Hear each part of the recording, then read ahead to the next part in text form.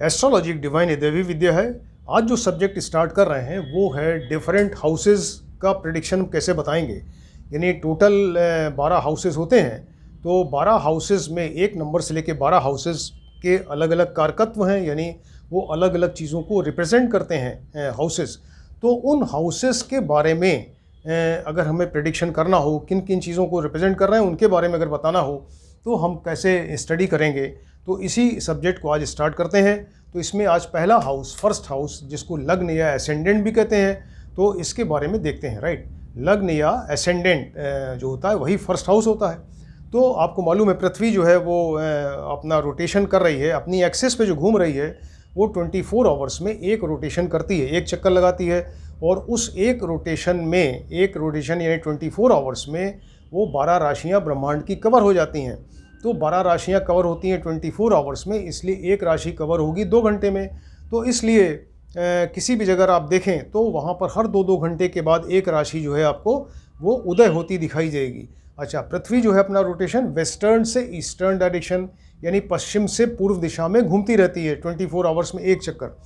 तो मान लीजिए किसी बच्चे का जन्म हुआ, आपको जन्म कुंडली बनानी है, तो बच्चे का जो जन्म हुआ उस जगह, किसी भी जगह, तो उस जगह का जो ईस्ट डायरेक्शन पूर्व दिशा है, वहाँ जो उस समय राशि उदय हो रही है तो वो वही जो है वो लग्न राशि होगी। राइट, तो उसी को लग्न कहेंगे, वही लग्न राशि होगी या वही एसेंडेंट बन जाएगा। यानी जिस राशि में उस बच्चे ने जन्म लिया, जो राशि हमें दिखाई दे रही है ईस्ट डायरेक्शन में, तो वो उस समय जो राशि उदय हो रही वही उसकी लग्न बन गई। राइट, अब ये जो राशि उदय हो रही वो तो लग्न राशि हुई। उस राशि से 15 डिग्री पहले और 15 डिग्री बाद का एरिया, 15 डिग्री ईस्ट और 15 डिग्री वेस्ट का जो एरिया होगा वो फर्स्ट हाउस बनेगा।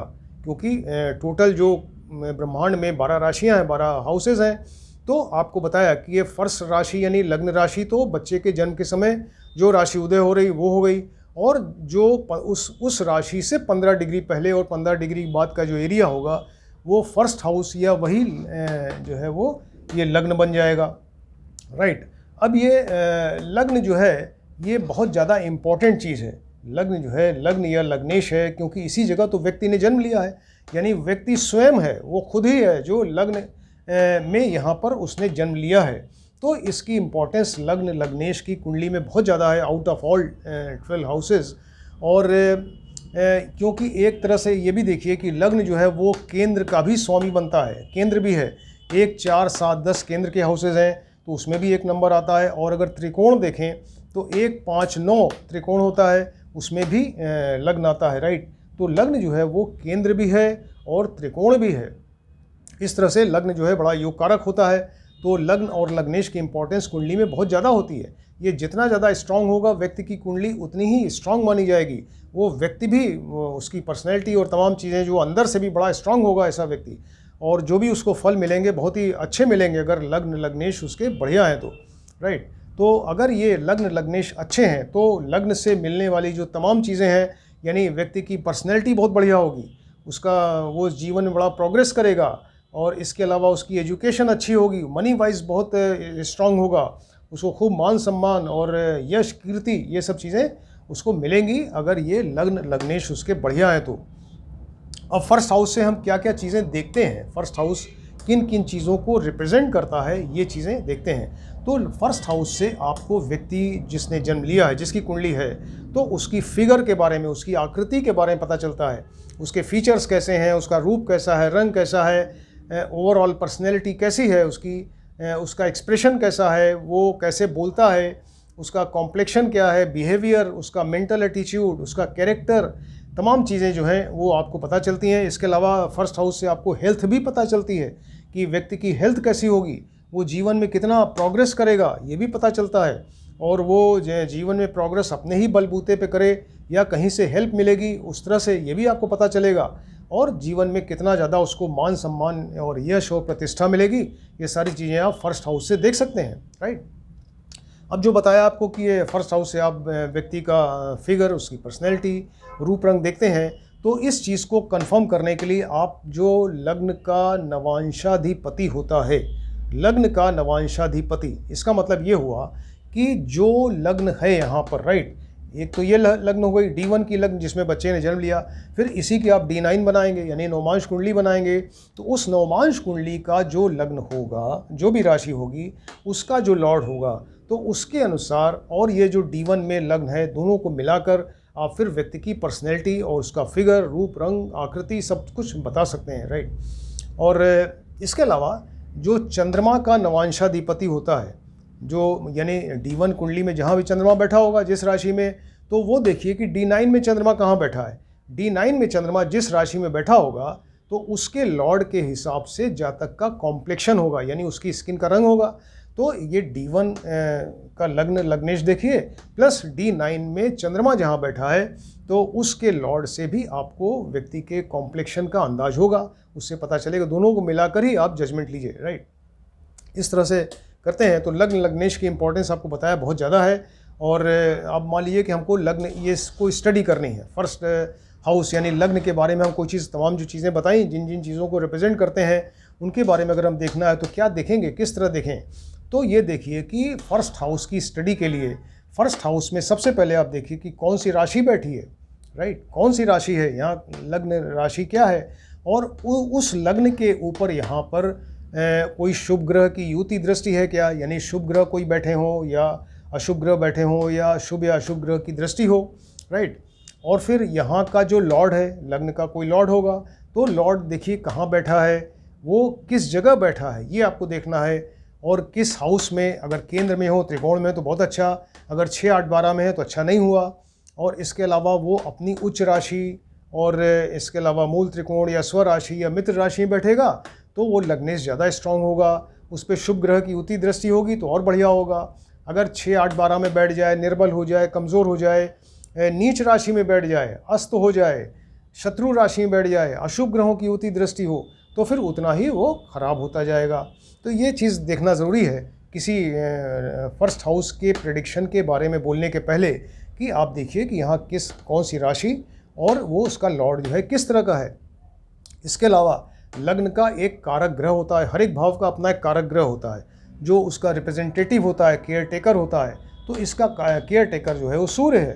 तो सूर्य को भी आप देखिए कि वो कहाँ बैठा है, योग कारक है कि मारक है, शुभ है अशुभ है, किस जगह कुंडली में बैठा, किस राशि में बैठा, उसकी स्ट्रेंथ क्या है, सब तमाम चीज़ें आप देखिए।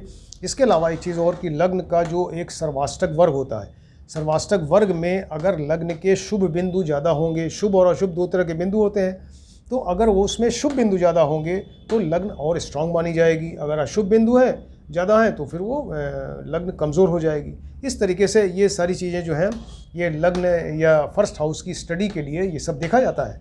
अब मान लीजिए कि आपको तमाम चीज़ें बताई जो बहुत सारी चीज़ों के रिप्रेजेंटेटिव हैं ये फर्स्ट हाउस, है ना। तो मान लीजिए कि ये व्यक्ति को देखना है, उसको देखना है कि ये व्यक्ति दुबला पतला देखने में है कैसा। आपने व्यक्ति को नहीं देखा, आपके सामने कुंडली रखी गई, अब आप बताइए कि वो दुबला पतला है या मोटा है व्यक्ति, राइट, उसका फिगर कैसी है। तो कुछ व्यक्ति दुबले पतले होते हैं, कुछ बड़े बहुत ज़्यादा मोटे होते हैं। तो ये व्यक्ति दुबला पतला होगा यदि आप उस कुंडली में देखिए। अब इसके लिए आपको दो चीज़ें देखनी पड़ेंगी। एक तो शुष्क ग्रह मालूम होना चाहिए कि शुष्क ग्रह जो प्लैनेट्स हैं उसमें शुष्क ग्रह कौन कौन से होते हैं, यानी ड्राई प्लैनेट्स ये हैं सूर्य, मंगल और शनि, इनको ड्राई प्लैनेट्स कहा जाता है। और शुष्क राशि जो होती है तो वो 1, 2, 3 और 5, 6, 9 नंबर की राशि जो है ये शुष्क राशि होती है। फिर जलीय ग्रह यानी वाटरी प्लैनेट्स जो होते हैं वो चंद्रमा और शुक्र होते हैं, राइट। और जलीय राशि जो होती है वो 4, 7, 8, 10, 11, 12 राशि होती है। अब इसको आप ध्यान में रखते हुए और इस कुंडली को आप देखें तो तब आपको पता चलेगा कि ये व्यक्ति जो है वो दुबला पतला है या मोटा है। तो अब मान लीजिए कि लग्न में व्यक्ति का जो लग्न है, अगर इस लग्न में अगर शुष्क ग्रह बैठ जाए, शुष्क ग्रह यानी सूर्य मंगल शनि बैठ जाएं, शुष्क ग्रहों की दृष्टि हो जाए, या शुष्क राशि बैठी हुई है, देखिए शुष्क राशि भी 1, 2, 3, 5, 6, 9 नंबर राशि हो, और यहाँ जो ग्रह बैठे वो शुष्क ग्रह हो, शुष्क ग्रह की दृष्टि हो जाए, या इसका लॉर्ड यानी लग्नेश जो है वो जहाँ बैठा हो, आप देखिए उसको क्या लग्नेश है। तो अगर वो जलीय राशि में, अगर वो भी शुष्क राशि में बैठा हुआ है, यानी 1, 2, 3, 5, 6, 9 नंबर राशि में बैठा हो, और वो खुद अपने आप में एक शुष्क ग्रह हो, सूर्य मंगल शनि, या सूर्य मंगल शनि के साथ बैठ जाए, या सूर्य मंगल शनि की उस पर दृष्टि हो जाए लग्नेश पे, ये सारे पॉइंट्स जो हैं वो ये शो करते हैं कि जितने ज़्यादा पॉइंट्स होंगे वो व्यक्ति कंफर्म होता जाएगा कि वो दुबला पतला इकहरे बदन का जिसको कहते हैं उस तरीके से होगा, राइट। इसके अलावा सूर्य भी देखिए, वो सूर्य जो है वो उसकी क्या पोजीशन है। सूर्य अपने आप में तो एक ड्राई प्लैनेट्स हो गया, लेकिन वो बैठा किस राशि में है। अगर वो भी ड्राई राशि में बैठा है 1 2 3 5 6 9 में, तो और ज़्यादा कंफर्म होता है, राइट। अब व्यक्ति मोटा कैसे होगा, अब हम कुंडली में कैसे देखें कि व्यक्ति मोटा ताज़ा है, बहुत फैटी है। तो उसके लिए क्या होगा कि ये जो लग्न की राशि है तो इसमें कोई जली राशि बैठी होगी, राइट। पहला पॉइंट तो यही हो गया कि कोई जली राशि बैठी होगी। जली राशि क्या है, ये 4 7 8 10 11 12 नंबर की कोई राशि हो, या जलीय ग्रह उसमें बैठा हो, चंद्रमा शुक्र, इसके अलावा बृहस्पति भी बैठने से व्यक्ति मोटा होता है।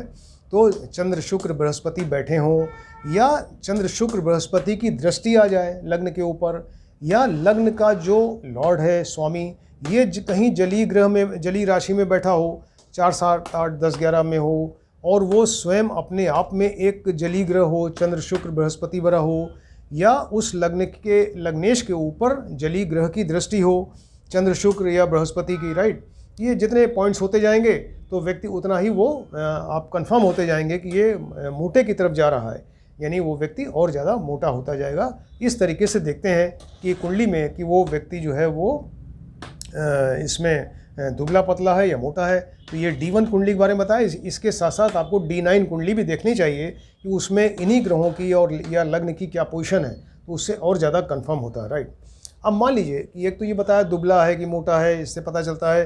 अब वो आपको बताया था कि उसके फर्स्ट हाउस जो है वो हेल्थ को भी रिप्रेजेंट करता है, हेल्थ भी आपको पता चलती है व्यक्ति कैसी है। तो अच्छी हेल्थ हो सकती है या व्यक्ति की ख़राब हेल्थ भी हो सकती है, बीमार रह सकता है, राइट। तो अच्छी हेल्थ के लिए क्या होगा, अगर गुड हेल्थ है तो आप इस कुंडली को देख के बता सकते हैं कि व्यक्ति हेल्दी है या वो रोगी है, बीमार रहने वाला है, उसकी हेल्थ अच्छी नहीं है। तो अच्छी हेल्थ के लिए क्या होगा कि यहाँ पर जो लग्न है ये हमेशा स्ट्रांग होगा, उसका लग्न बहुत बढ़िया होगा, स्ट्रांग होगा, उसमें शुभ ग्रह की युति दृष्टि होगी, शुभ ग्रह बैठ जाए या दृष्टि दे। और इसके अलावा लग्न जो है वो वर्गोत्तम हो सकता है, यानी जिस राशि जो राशि यहाँ D1 में लग्न में है वही सेम राशि वहाँ D9 कुंडली में भी लग्न में हो, दोनों में सेम राशि हो, है। जैसे यहाँ 6 नंबर है, वहाँ भी 6 नंबर बैठी हो D9 कुंडली में, उस केस में फिर वो लग्न वर्गोत्तम हो जाएगा। वर्गोत्तम का मतलब फिर लग्न बहुत स्ट्रांग हो गया, बहुत बढ़िया हो गया।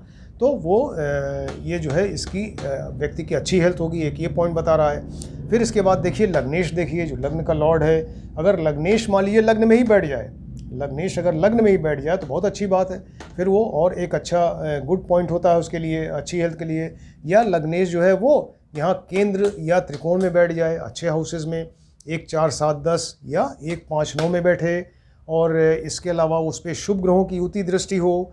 और इसके अलावा जो है मान लीजिए कि लग्नेश अपनी उच्च राशि, स्व राशि या मित्र की राशि में बैठ जाए, और लग्न जो है इसके सर्वाष्टक वर्ग में बिंदु, शुभ बिंदु ज़्यादा हो, और गुड मेंटल हेल्थ, देखिए ये तो शरीर की हेल्थ हुई, गुड मेंटल हेल्थ के लिए, मानसिक उसकी हेल्थ के लिए वो व्यक्ति का चंद्रमा बहुत बढ़िया होना चाहिए, क्योंकि चंद्रमा मन को और फीलिंग्स को, ब्रेन को कंट्रोल करता है।